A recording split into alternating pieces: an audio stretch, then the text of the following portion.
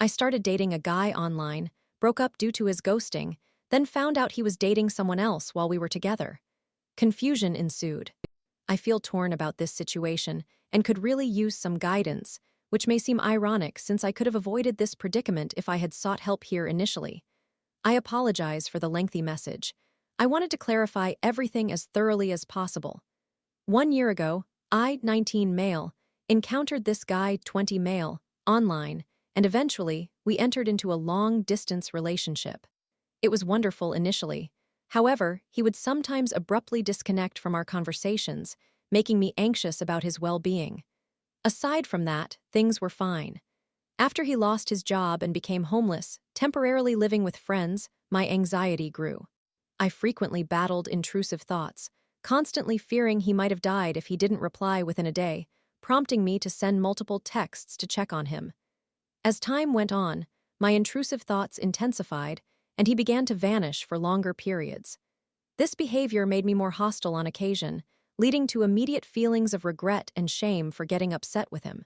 We experienced a brief improvement in our communication, and although he reassured me that I didn't need to apologize, I still felt guilty and concerned about him, which caused a few more confrontations on my part. Then he went silent for a couple of months. Initially, I believed he was upset with me, but then I started to worry that something unfortunate had happened. Fortunately, he eventually returned. He had secured a place, but was still struggling due to significant damage to his home from a hurricane, so we didn't communicate as often as we used to. My worries persisted until I observed he was frequently active on social media while seemingly ignoring me. I had numerous arguments with him about this, and in early December, I ended the relationship because I felt that my communication was a burden to him. Around the 20th of December, we spoke again. I expressed my feelings and he shared his as well. We reconciled and got back together, but he began ghosting me once more. I attempted to reach out, but he was unresponsive, leaving me feeling foolish. After about 10 days, I blocked him. I didn't want to end things, but I preferred the sadness of breaking up over the pain of feeling unimportant to him. In an attempt to move on, I made the regretful decision to unsend all my messages, erasing my presence from his life with the assumption that it was over between us. Then, on January 7, I decided to check his profile. I could not stop ruminating about what had transpired and considered that perhaps he had started ignoring me again because I had inadvertently upset him with my comments upon reconciling. He hadn't posted anything recently, and my concern grew that something might be genuinely wrong. I felt guilt for blocking him and removing myself from his life without considering the potential consequences. I wondered if I had hurt him deeply, so I looked up other profiles of his to determine if he had been active elsewhere. I found his Reddit account, where I discovered that on December 20, the day after we reconciled, he had posted in the Relationship Advice subreddit, seeking ways to make his relationship with his girlfriend, 18 female, less explicit. I attempted to comment, but he blocked me. I tried using another account, but he continued to block me until he finally asked me to message him on Discord. He expressed anger at my comments and admitted he had begun talking to a friend of his. He stated that he hadn't opened up about his depression and other personal issues to me because he felt like a burden, and that his struggles created distance between us. Meanwhile, this friend, who had been pursuing him for years, became closer and asked him out, which he accepted. I was heartbroken and thought it was the end, but he expressed a willingness to end things with her. I told him he should remain with her, taking into account that she could become pregnant, lived nearby, and I did not. He countered every argument I made: she didn't want children, she had moved away, etc., and insisted she was fine with him leaving her for me. We attempted to stay together, but I constantly thought about how guilty I felt for failing him and how resentful I was for being replaced. I found myself wanting to break up because I believed I deserved better and thought he deserved better as well. Thus, I raised the subject repeatedly. He regularly defended her, claiming her intentions were noble, that we had already discussed it, and that he had apologized. This continued for several weeks until around the 22nd, after another emotional episode on my part, when we finally agreed it would be best to end the relationship. During the preceding months, I had worked on addressing my anxiety and intrusive thoughts, and after our breakup, I concentrated on managing my thoughts better. We remained friends and continued to communicate, sharing intimate messages occasionally. A few days later, while searching for his Instagram to send him a meme, I stumbled upon other accounts of his I had never seen before. Out of curiosity, I checked them and found he was tagged in a video featuring a girl crying over him. I quickly exited the video, thinking it was likely a friend and not my concern. Earlier this week, he started to respond less frequently, but I resisted falling into my anxieties. I waited for him to reply, believing that would be sufficient. On Wednesday, I felt compelled to ask him to stop our intimate exchanges, as I believed I might be hindering him from pursuing other relationships, though I was uncertain how to broach the subject. I feared he might misconstrue my intentions from our previous interactions, so I sought advice on how to navigate this. I had no one to confide in, as my family reacted violently when they discovered my relationship with him, berating me and demanding I end things, which I did shortly after we began seeing each other. I made a decision long ago to keep my relationship with him a secret to avoid conflict.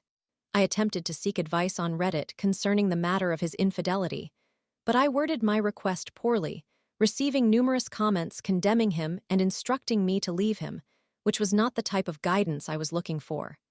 Therefore, I made a regrettable choice. I decided to reach out to the only friend I knew he had known for years, that girl.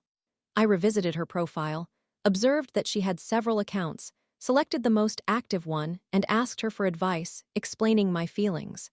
I kept the details vague, assuming that what he had shared about their communications was accurate, and referred to the issue of infidelity simply as what happened in early January. She inquired if we had dated in January or at all, which should have raised immediate red flags for me. When I clarified when our relationship began, she disclosed that he had cheated on her because he broke off their engagement shortly after starting our relationship. I was at a loss for how to respond to that revelation and began to panic. I unloaded my insecurities onto her, and she validated them, stating that she had been with him in December, confirming the accuracy of my own account. Then she started probing further, and I foolishly sent her screenshots of our text messages as proof, along with a selfie he had shared with me. After that, he blocked me, and she changed her stance, claiming she no longer believed he had cheated, asserting that she still loved him and that they were reconciling. Then she blocked me too. After watching her video again, I noticed that she discussed her engagement and other matters, which made me feel even more foolish for not viewing the entire content before reaching out. However, I realized that the video was posted before I began dating him, suggesting that he either rekindled things with her afterward or that she was being dishonest. I sought answers and attempted to message both of them, but they both blocked me on my alternative account. In the past few days, I have made attempts to contact him.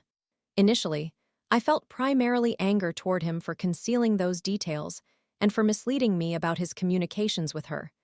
Then, I began to contemplate the possibility that she might have lied to exclude me from the picture, but it perplexed me why she would do that when I had explicitly stated I wanted him to be with someone else. This led me to feel increasingly apologetic. Yesterday, for the first time in several days, he did not block the account I had used to contact him. I attempted to comment on one of his posts, but he deleted my comment without blocking me immediately. Eventually, he blocked that account after a subsequent comment and set his profile to private. I sent him a message, saying I would wait a few days for him to cool off, but he blocked that one too. I want to convey my perspective on what transpired, and I seek to discern who was being truthful, if either one of them was. Ultimately, I want closure, to understand if I wasted the past year on someone who viewed me merely as a secondary option, or if he genuinely considered me in discussions with her, or if she was aware of my intrusive thoughts and pretended to be unaware to provoke a mistake on my part, which again, makes little sense since I had already expressed my desire to end things. Am I in the wrong for wanting to know the truth before severing ties with him for good?